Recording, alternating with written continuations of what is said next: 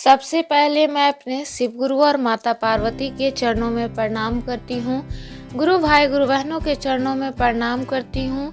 गुरु भाई गुरु बहनों, आज मैं आप लोग के लिए एक नई कथा लेकर आई हूँ। इस कथा को पूरा सुनिएगा। पूरा सुनने से शिव जी की महिमा प्राप्त होती है तथा ज्ञान प्राप्त होता है। तो आज की कथा एक पंडित जी की है, जो कि पंडित जी और उनकी पत्नी के दो बेटे थे, जो कि दोनों बेटे बहुत ही अच्छे विचार के थे। और जो पंडित जी थे, दोनों पति पत्नी शिव जी के मंदिर में पूजा कराते थे, और वही मंदिर के पीछे उनका एक छोटा सा कुटिया था। जो पंडित जी थे, उनके घर की आर्थिक स्थिति भी ठीक ठाक चल रही थी महादेव की कृपा से। पंडित जी थे, वह हमेशा किसी भी दिन बिना पूजा किए अन्न ग्रहण नहीं करती थी। और कभी कभी ऐसा समय आता था कि पत्नी को पूजा न करने का नहीं रहता था, तो वह पुजारी जी से वह करवाती थी।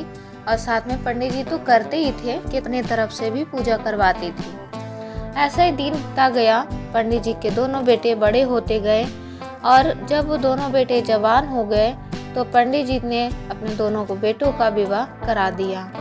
जो बड़ा बेटा था, वह तो स्वभाव का ठीक ही ठाक था। छोटा बेटा जो था, वह वो भी शिव जी का बहुत बड़ा भक्त था। वह भी प्रतिदिन बिना शिव जी का पूजा किए बगैर नहीं रहता था, और हर काम में वो आगे रहता था। अपने पिताजी की काम में हाथ बटाता, हमेशा उनका साथ देता। और जो बड़ा बेटा था, वह भी सिर्फ की बात मानता था, लेकिन बस उतने तक ही जहाँ तक उसे फायदा हो सके। तो इस समय दोनों बेटों का विवाह हो गया।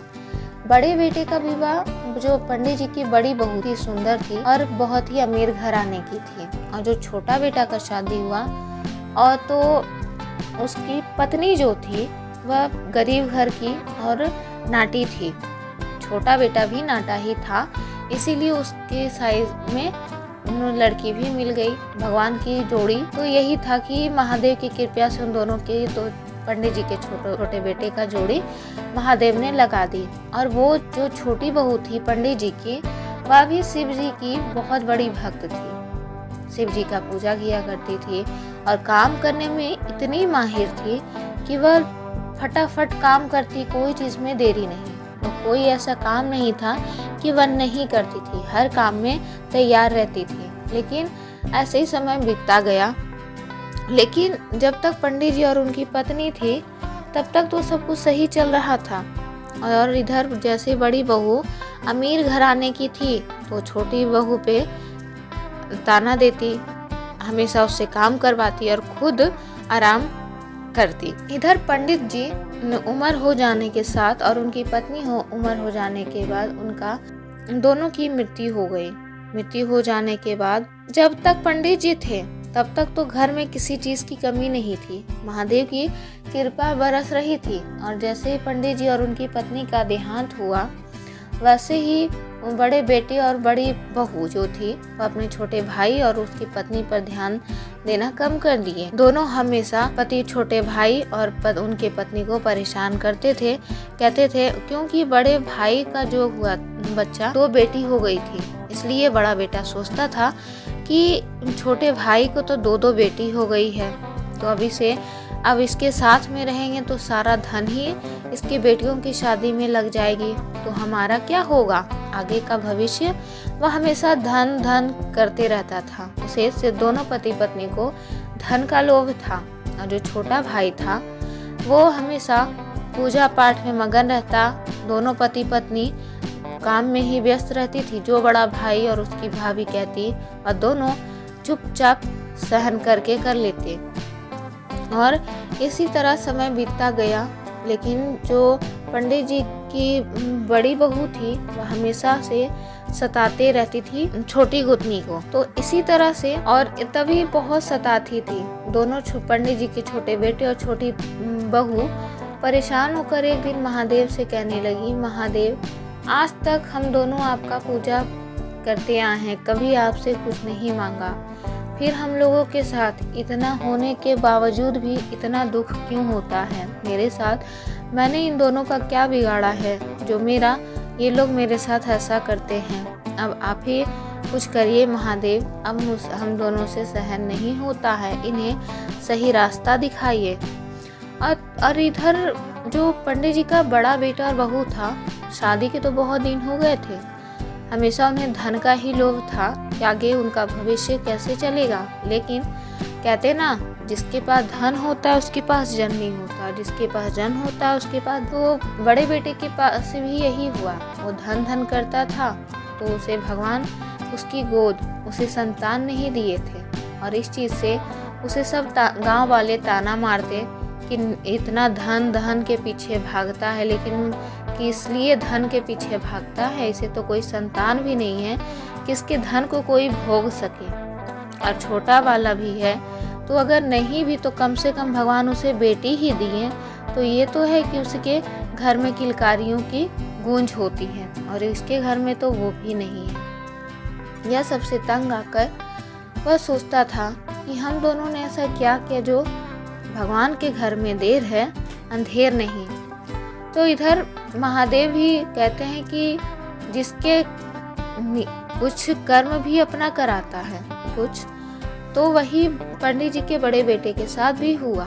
वह छोटे भाई की दोनों बेटियों से डरता था कि वो बड़े हो जाने के बाद उसकी शादी में उसके सारे धन खर्च हो जाएंगे, तो इसलिए भगवान ने उसे निसंतान ही छोड़ दिए। और तभी एक दिन बैठ के दोनों पति पत्नी, पंडित जी का बड़ा बेटा और बड़ी बहू, रोए जा रहा था और कह रहा था कि मैंने आज तक ऐसा कुछ नहीं किया, फिर मेरे साथ ऐसा क्यों हो रहा है। तभी छोटा भाई जो था उसका, पंडित जी का छोटा बेटा, वह देख लेता है और अपने भाई के पास जाता है।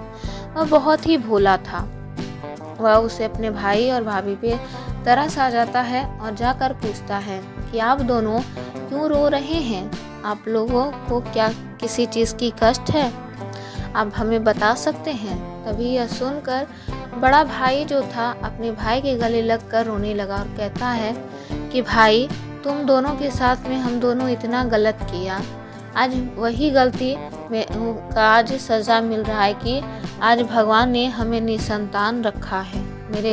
मेरे घर में किसी बेटा हो या बेटी हो, किसी की किलकारी नहीं गूंज रही है। और देख लो, तुम्हारे घर में तो दो साक्षात लक्ष्मी हैं, जिसे मैं आज तक दरिद्र समझती थी कि बड़े हो जाने के बाद उसके पढ़ाई, उसके विवाह के खर्च में आ जाएंगे तो मेरा क्या होगा, इसलिए मैं तुमसे अलग हो गया था। लेकिन आज उसी की सज़ा है कि आज मेरे घर में मुझे संतान नहीं हुआ, मुझे संतान की प्राप्ति नहीं हुई। तुम दोनों पति पत्नी महादेव के बहुत बड़े भक्त हो, अब तुम ही प्रार्थना करो महादेव से कि हमें क्षमा कर दें, मैं अपनी गलतियों को स्वीकार करता हूँ। तभी छोटा भाई और उसकी पत्नी दोनों महादेव से प्रार्थना करने लगते हैं, हे महादेव, अगर आपकी पूजा मैंने सच्चे मन से की है तो मेरे दोनों भैया भाभी को क्षमा कर दीजिए और इन्हें संतान की सुख प्राप्ति कराइए। और मुझे कुछ नहीं चाहिए, मैं आपसे कुछ भी नहीं मांगता हूँ, लेकिन मेरे भैया का, मेरी भाभी का गोद भर दीजिए। और फिर दोनों भाई और दोनों पत्नी एक साथ रहने लगते हैं और इधर चारों मिलकर भगवान का निस्वार्थ से पूजा करते हैं। और उसी रात में महादेव दोनों में आते हैं कि जाओ, तुम्हारी भाभी और तुम्हारी पत्नी गर्भवती हैं और दोनों के गर्भ से 9 महीने बाद पुत्र का जन्म होता है।